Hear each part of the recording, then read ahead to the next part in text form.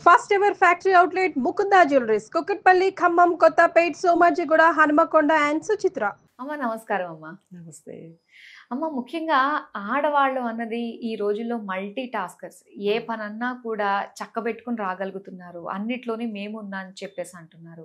ఎన్ని చేసి బయట ఎంత చేసినా ఇంటికొచ్చిన తర్వాత కూడా ఆమె బాధ్యతలు ఏదైతే ఉంటాయో అవన్నీ కూడా ఆమె చక్కగా తీర్చిదిద్దుకుంటుంది. సో ఇంత చేస్తున్న ఆడవాళ్ళలో ఆ స్ట్రెస్, ఆ ప్రెషర్స్ చాలా ఎక్కువ ఉంటూ ఉంటాయి.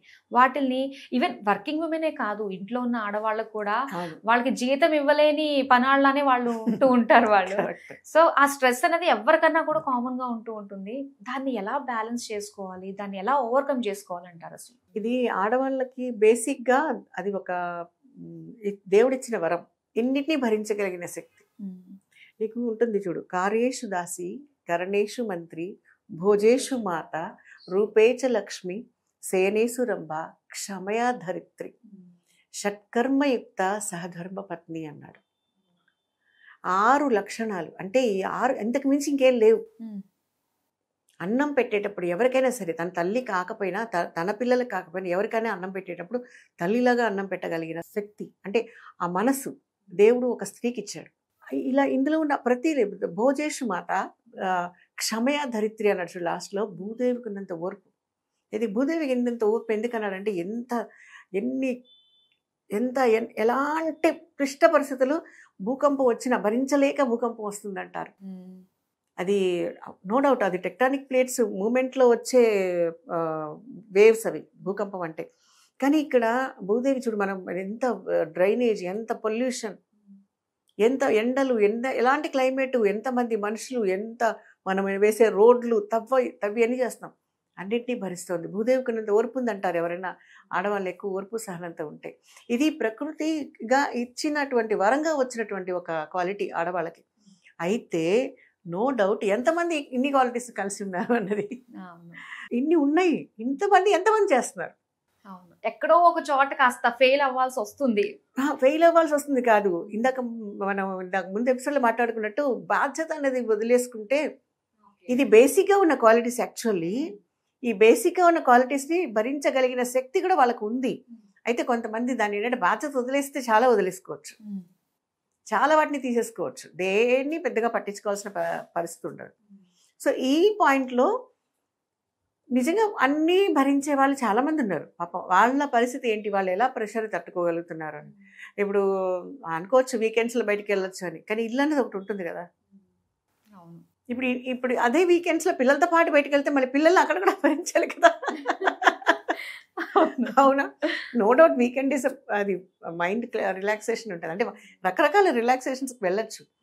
ఎలా ప్రెషర్ అంటే ఏది ప్రెషర్ అనుకోకుండా, ఇప్పుడు ఇది చేసే ప్రతి పని, ఇల్లు దాటి గుమ్మం దాటి ఆఫీస్కి వెళ్తున్నప్పుడు, ఉద్యోగానికి వెళ్తున్నప్పుడు ఇంటిలోని టెన్షన్ ఉంటుంది కదా, ఆ గొడపలో వదిలేసి బయటికి రాదు, చెప్పలేదు. అక్కడే వదిలేయాలి.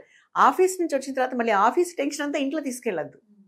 ఓకే, నో డౌట్ ఇంటికి వచ్చిన తర్వాత కొన్ని ఆఫీస్ వర్క్ ఏదైనా అటెండ్ అవ్వాల్సి వస్తుంది, but don't mix it with curries కదా. అక్కడ ప్రాబ్లం ఉండదు. దాన్ని వదిలేసి ఆ మైండ్ సెట్ని అలా సెట్ చేసుకోవాలి. అది ఫస్ట్ నుంచి ఉండాలి వాళ్ళకి. ఇప్పుడు కొంతమంది ఏదో మొన్న మార్కులు తక్కువ వచ్చాయనో, లేకపోతే నిన్న ఎవరైనా రోడ్డు మీద ఏడిపించారనో దాన్నే పట్టుకుని గుంజుకుంటుంటాం. ఆ రోడ్డు మీద ఏడిపించినప్పుడు, లేదా మొన్న వచ్చిన తక్కువ మార్కులకి ఏం చేస్తే నువ్వు సొల్యూషన్ నీకు ఉంటుందన్న ఆలోచన రావాలి తప్ప దాని గురించి ఆలోచించకూడదు. ఒక సమస్య వస్తుంది ఎవరికైనా, ఆడవాళ్ళు కానీ మగవాళ్ళు కానీ, సమస్యని గురించి ఆలోచించద్దు, దానికి సొల్యూషన్ ఆలోచించండి. మైండ్ ఆటోమేటిక్గా రిలాక్స్ అవుతుంది. ఎందుకంటే సమస్య నీ బుర్రలో లేదు, పరిష్కారం ఆలోచిస్తున్నాం కదా. అబ్బా ఇలా అయింది ఏంటి, ఇలా అయింది ఏంటంటే అది అలానే అవుతూ ఉంటుంది. అసలు నీకు వేరే సమస్య వచ్చి పడుతుంది, ఇంకోటి ఏదో మర్చిపోయి. 1కి 2 తోడైనాయి కదా. అవును, ఇక్కడ పరిష్కారం ఏది? థింక్ కూడా ఒక ప్రాబ్లం వస్తుంది. మనిషి అన్నాక ఒక ఎమోషన్ ఉంటుంది. మనిషే ఒక ఎమోషనల్.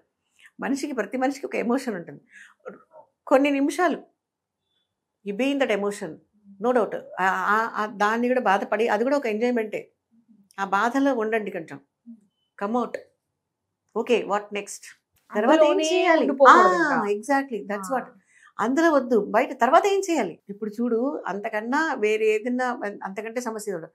ఒక ఇంట్లో ఎవరైనా పోయినప్పుడు ఒక 2-3 గంటలు అందరు బాధపడతారు. ఇమీడియట్లీ అందులో ఒకళ్ళు బయటకు వస్తారు, అందరికీ చెప్తారు, తెలియజేస్తారు, నెక్స్ట్ కార్యక్రమాలకి ఇమీడియట్లీ స్విచ్ ఆన్ అవుతారు. అంటే నెక్స్ట్ బాధ్యత చేయవలసింది అదే కదా. అంతే తప్ప అక్కడ కూర్చొని ఏం చేయాలని ఆలోచించకుండా వదిలేయట్లేదు కదా. ఆ స్థాయి వరకు మనిషి చేయగలిగిన స్తోమత మనిషికి ఉంది, అంత శక్తి మనిషికి ఉంది. ఇది ఆడవాళ్ళనే కాదు, ఇప్పుడు ఎలాంటి సమస్య అంటే కొన్ని భయంకరమైన సమస్యలు ఉండొచ్చు. ఇప్పుడు ఫస్ట్ అమ్మాయిలు టీనేజ్కి ఎంటర్ అవుతున్నప్పుడు హార్మోన్ బ్యాలెన్స్ వాళ్ళు చేంజ్ అవుతున్నప్పుడు కొన్ని సమస్యలు వాళ్ళకు ఉంటాయి. కాకుండా వాళ్ళ మనసు కంట్రోల్ ఒకటి ఉంటుంది కదా, అది చాలా ఇంపార్టెంట్. అడాలసెంట్ ఏజ్ అంటారు దాన్ని. ఆ ఏజ్లో వాళ్ళు మనసు కంట్రోల్ చేయాలి. మనసు చూసిన ప్రతి వైపుకి కాలు వెళ్ళకూడదన్న జ్ఞానం అన్న కంట్రోల్ వాళ్ళలో ఉండాలి. అప్పుడు చాలా సమస్యలు వాళ్ళకి రావు. దీని గురించి మనం ఒక టాపిక్ ఎగ్జాక్ట్లీ.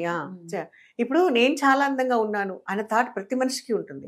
లేదా నువ్వు చాలా బాగున్నావు అని ఎవరైనా చెప్పుండొచ్చు. అన్నిటికీ అట్రాక్ట్ అయిపోతూ ఉండే ఏజ్ అది. నో డౌట్ అట్రాక్ట్ అవ్వచ్చు అవ్వు. ఇంకా కూడా ఉన్నారు అందమైన వాళ్ళు అన్న సంగతి తెలుసుకో. అట్రాక్ట్ అవ్వు, no doubt. Maybe you are beautiful. ఇంకా చాలా మంది ఉన్నారు ఈ భూమి మీద అలాంటి వాళ్ళు. అవును కదా. Oh yes, very nice, thank you, అయిపోయింది, నెక్స్ట్ వెళ్ళు. ఇప్పుడు అందంగా ఉన్నాడని ఇంకా ఎంతసేపు నువ్వు అలంకరించుకుంటే, ఇంకా ఎంత మేకప్ వేసుకుంటే ఇంకా ఎంత అందంగా ఉంటావు అని ఆలోచించొద్దు. అది కాదు సొల్యూషన్. ఓకే, ఏదైనా ప్రాబ్లం వచ్చింది, థింక్ అబౌట్ ఇట్. ఇది సమస్య వచ్చినప్పుడు అది ఎందువల్ల వచ్చింది అని ఆలోచిస్తే మైండ్కి ప్రెషర్ ఉండదు. ఒక మనిషికి సమస్య ఉంటుంది, ఆ సమస్య గురించి బాధపడతాం, నో డౌట్. కానీ ఆ సమస్య ఎందువల్ల వచ్చింది, ఆ సమస్య ఎందువల్ల వచ్చిందని కూడా ఆలోచించాలి కదా. ఎందువల్ల వచ్చింది అంటే యూ థింక్ అబౌట్ ఇట్. కొంచెం బ్యాక్ వెళ్ళు, ఓ దీనివల్ల ఇది వచ్చింది అని రియలైజ్ అవ్వు. Then come think about the solution from there. Don't do next. అంతే. కూరలో ఉప్పు ఎక్కువైంది, ఏం చేస్తే ఉప్పు తగ్గించాలి, అర్జెంటుగా గెస్ట్లు వస్తున్నారు, ఉప్పు ఎక్కువైంది అని టెన్షన్ పడింది కదా. ఆ ఉప్పు ఎలా తగ్గించాలో ఆలోచించుకోవాలి కదా. అవును. అప్పుడు ఇమ్మీడియట్లీ దాంట్లో కొంచెం శనగపిండి వేసి వేయిద్దామా, లేకపోతే కొంచెం పాల మిగడపోద్దామా, లిక్విడ్ కొరితే ఒక గ్లాసు పాలు పోయి ఉప్పు చచ్చిపోతుంది అన్న స్పాంటనిటీ థింకింగ్ అంటారు కదా దీన్ని.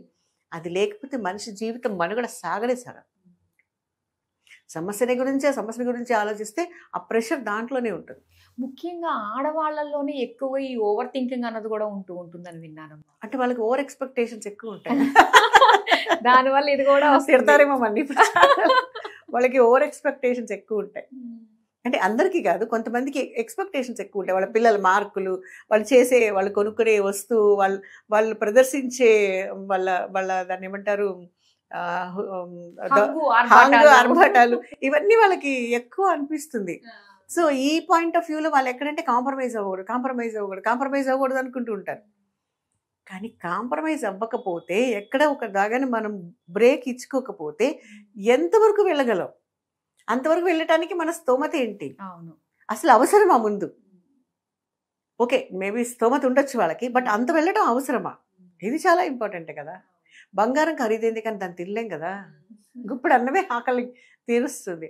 ఆ విషయాన్ని రియలైజ్ అవ్వ. వెండి కంచంలో తినగలవు కానీ వెండి కంచాన్ని తినలేం కదా. ఇంకో స్ట్రెస్ ఏంటంటే, అది వినడానికి ఇంకొకళ్ళు కామెడీగా అనిపిస్తుంది, కానీ నిజంగా స్ట్రెస్ పడుతున్న వాళ్ళు ఒకళ్ళ లైఫ్ స్టైల్ని చూసి మనం అలా లేమే. ముఖ్యంగా ఈ సోషల్ మీడియా వచ్చిన దగ్గర నుంచి కూడా ఇది బాగా ఎక్కువైపోయిందమ్మా. ఈ స్ట్రెస్కి చాలా మంది లోన్ అయిపోతూ ఉన్నారు. దీన్ని ఎలా ఓవర్కమ్ చేయాలి? ఇది నిజంగా చాలా పెద్ద టాపిక్ అనిపిస్తుంది. అవును, అది జెలసీ. ఇప్పుడు మనం మనలాగా ఉండు, నువ్వు నీలాగా ఉండు, వాడిలాగా ఆలోచించుకో. ఒకసారి ఎస్పి బాలసుబ్రహ్మణ్యం గారు ఇంటర్వ్యూలో చెప్తారు, ఆవిడ సిస్టర్ శైలజ ఆవిడ మాట్లాడుతున్నప్పుడు ఆవిడ చెప్తుంది, నేను పాట పాడాను, సుశీలలాగా పాడగలుగుతున్నానా, జానకిలాగా పాడగలుగుతున్నానా అంటే ఆయన ఒక మాట అన్నాడట, నువ్వు శైలజలాగా పాడు అన్నాడు. అంటే ఏంటి? నువ్వు నీలాగా ఆలోచించు. వాళ్ళు గొప్ప సింగర్సే, ఇక్కడ ఎవరిని మనం ఇదేం చేయట్లా, వాళ్ళు గొప్ప సింగర్స్, వాళ్ళలాగా వాళ్ళని ఇమిటేట్ చేయొద్దు. నువ్వు నీలో ఏం క్వాలిటీ ఉంది, నువ్వు నీలో ఏముంది. ఎక్సలెంట్ మెసేజ్ అది.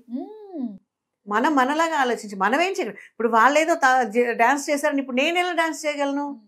ఎవరో పాట పాడారని నువ్వెలా పాట పాడతావు? నువ్వు పాడగలవా? నీకు ఆ క్వాలిటీ ఉందో ఆలోచించుకోవాలి కదా.